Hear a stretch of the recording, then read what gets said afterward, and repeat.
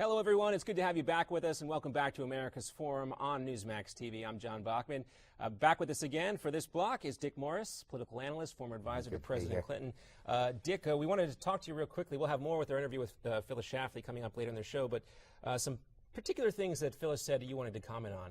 Yeah, I think she's just mistaking the old immigration bills for the new one Boehner and Ryan have put together. It's like a layer cake. The first layer is right for the next 2 or 3 years, nobody gets deported. Okay, they don't get legal status, they don't get welfare, they don't get green cards, they just don't get thrown out.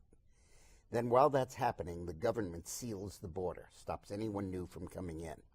And we need a proof mechanism that that's working. And I recommend that the governors of Texas and Arizona and New Mexico, all Republicans, and California, Democrat, have to unanimously agree that the border is sealed, that 90% of the immigration is cut off. Then, after the border is sealed, each of the individual illegal immigrants can proceed to apply for green cards. They can't have been arrested, have to know English, have to take that civics course, have to pay a fine, a criminal fine, huge which part means of it's this. not amnesty, and then back taxes. I mean, come on, if I commit a misdemeanor, so I'm stuck with a joint on the street, caught with a joint on the street, and the judge says, you're guilty of a misdemeanor, I sentence you to a fine of $10,000. Is that amnesty? Well, it seems like for people like Phyllis and a lot of other people out there, especially in the heartland, that when you let these 11 million folks stay here, that's it. It's Look, black or white issue to them. The Republicans want them to work. The Democrats want them to vote. What this bill does is it separates voting from working.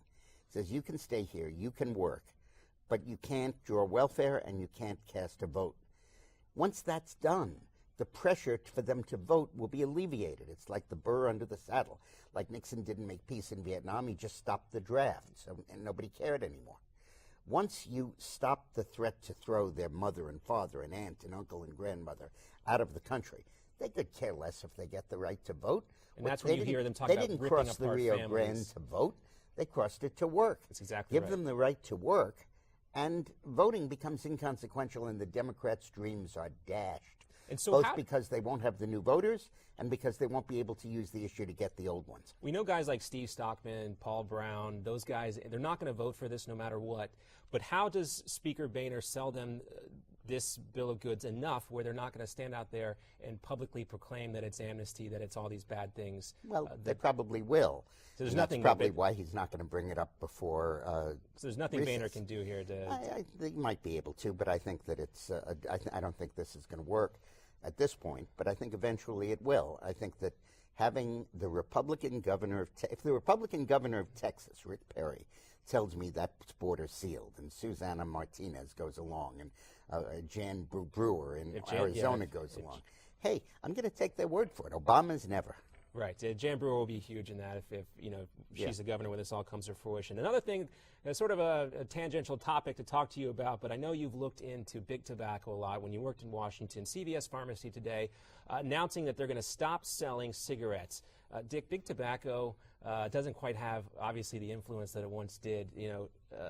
Talk about, though, how much this costs Americans, the tobacco use in America. First, I want to salute CVS. I'm transferring all my business from Walgreens to CVS. CVS just over this. I don't smoke, obviously, but this is a very important step that they're taking.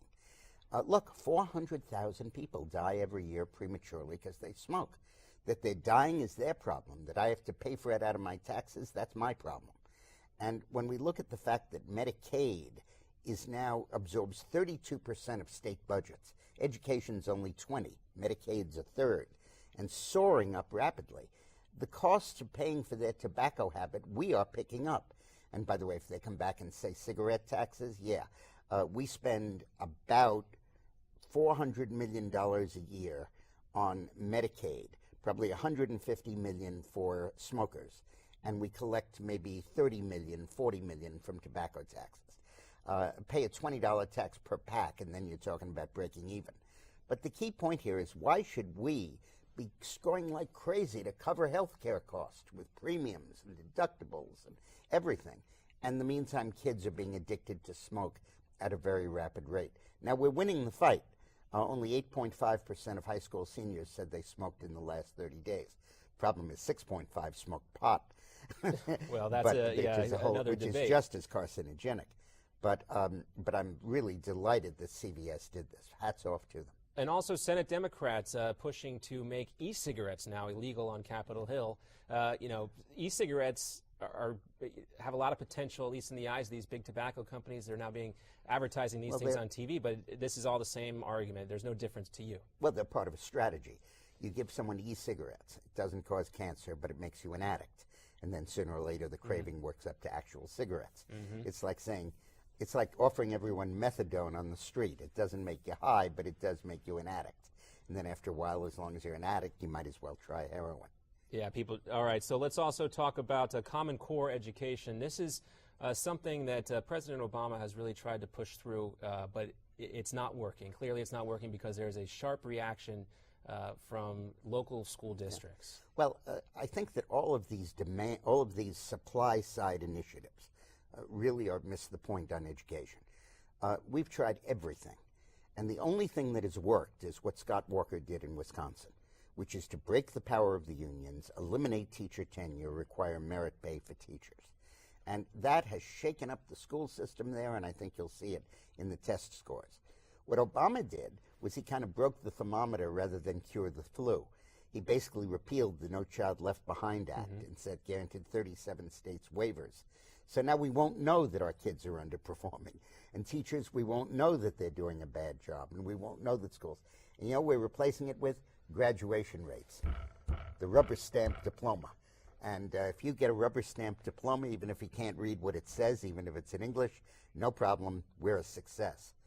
Now this is an issue, and we heard Jeb Bush's name come up recently. There's always this little nostalgia for Bush. He was a big proponent of education reform when he was the governor of Florida. He has also praised the president for some of the moves that he's made on education reform, even though it's somewhat different. Do you expect to hear Jeb Bush weigh in on this Common Core stuff more? And is that going to be a bellwether as to how serious he is about running again? I'm not sure it's a bellwether. I do think he'll talk about it. Look, there's a lot that I object to in Jeb Bush, and I am almost allergic to another Bush presidency or candidacy.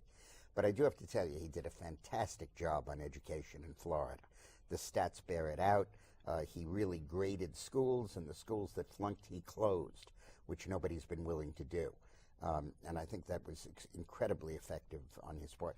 I ought to say that the real answer to this education problem is school choice. Charter schools do vastly better than regular schools. Even Obama's for charter schools. And then you need vouchers like they have in Indiana, where you go to any school you want and the state aid follows the kid. Create competition. Give people a choice. You can choose your own car. Why can't you choose your own school? And you hear education, as particularly school choice, come up in races, and it's a thing championed by the GOP, but it's maybe fourth or fifth down on the things they champion. Is education, after these two wars, is that going to rise back up? I think it has to move up, and I think Scott Walker might be a candidate who could do that. I love Walker. I think that we have to understand the nexus between the tobacco issue and the education issue. Medicaid and education are the only two things the state spends money on in motor vehicles, prisons, state universities. Basically education or Medicaid. By raising the Medicaid amount, as Obama did in Obamacare, and as more and more smokers do, you're going to decrease the amount of money for education. 5 years ago, education and Medicaid had the same percentage of state budgets. Now, Medicaid is 50% more than education. A scary topic, something to definitely take a bigger look into. Dick Morris, pleasure having you here with us. Always great to talk to you. Great to get your insight and everything. Of course, we'll have you back very soon in the near future. Coming up next on America's Forum on Newsmax TV, a big day here on Newsmax TV, a big day yesterday as well. My colleague Steve Malzberg got an interview with Dinesh D'Souza, the conservative filmmaker now under the microscope of federal officials indicted for some questionable campaign contributions. We'll take a look at the D'Souza interview and more coming up right after this.